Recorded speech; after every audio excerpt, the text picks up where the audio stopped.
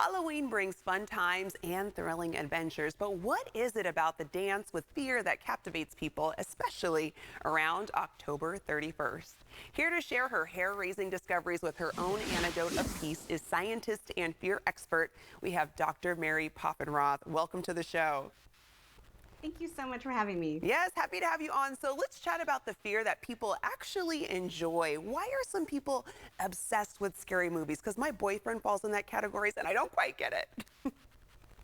Yeah, well, when we watch a scary movie in community, like with your boyfriend, or you go out with friends, or maybe a first date, it actually creates a lot of bonding very quickly because you both kind of journeyed through something scary and safely came out the other side.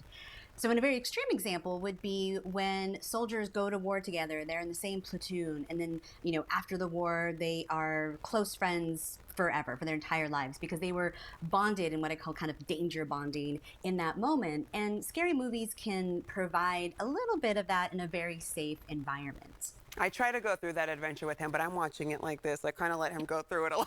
But I get what you're saying when you say it's a journey you go through together. Why would you say Halloween is so ghoulishly delightful for so many? I mean, on top of the scary movies, people also enjoy those creepy costumes, being spooked. What is it about that?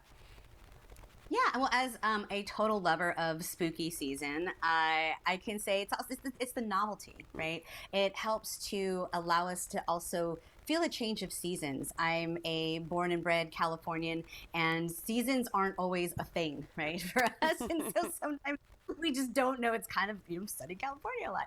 And for me, I know that having spooky season allows me to kind of put a pin in the calendar so that I can feel that kind of movement.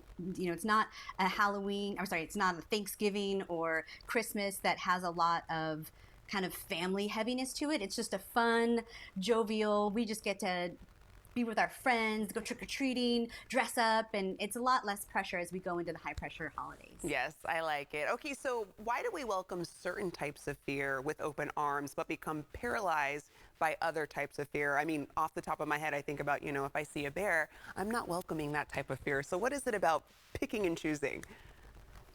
Well, funny you said bear, because in my book, Brave New You, I have a story about me running from a bear with a hot pizza instead of just giving the pizza to the bear. Because we all have different types of things that we fear, right? I see black bear and I have the pizza. I'm running with the pizza because that pizza was $45 and I wasn't about to just give it to the bear. But you might have been like, you know what? Take it. It's yours. Right? But we all fear different things depending on our stories, our individual journeys. But if we took all of the human fears, in like kind of our internal ones, the ones that keep us up at 3 a.m., they're going to kind of fit roughly into one bucket. Either the fear of not being enough or the fear of losing control. And that flavor of whatever is happening in those buckets can be different, but those are kind of the two generalizations. Like when we think about aging, that falls into, fear of losing control of your autonomy, your freedom, your body, and all of those things that we truly fear that are beyond spiders and clowns tend to fall into one of those two buckets. And you mentioned your book, so tell us about your book, Brave New You, and how it's helping people overcome some of those real life fears. Yeah, so I wanted to write this because I couldn't find it. I came to the study of fear because I wanted to live a bigger, bolder life and wasn't able to without kind of really understanding the full range of emotions. And I wanted tools. I wanted something more than just be fearless, which is like totally unhelpful as like a recommendation. Like okay, cool, I got a mug. That's not me at all. So I wanted something that said, all right, here are some actionable steps that everyone can do, that everyone can learn. They're quick, they're easy, they're something that is going to be accessible wherever you're at and that you're actually going to use. Yeah. Right? So there's no fancy gadget solutions in here. There's no take this pill solution in there.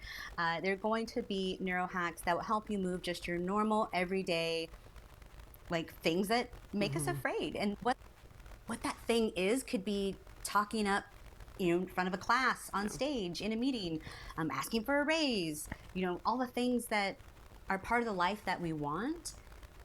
but we have to do the scary stuff in order to get there. I completely agree with you, and I like that you mentioned, you know, the cute quote on the mug. It's cute, but to actually have those steps to get over the fear is helpful. Your book's doing that. Thank you so much, Doctor, for telling us all about facing our fears, whether the ones we enjoy are the ones that we're trying to beat. To our viewers, you can face your fears with tips from Mary on her website at marypoffenroth.com.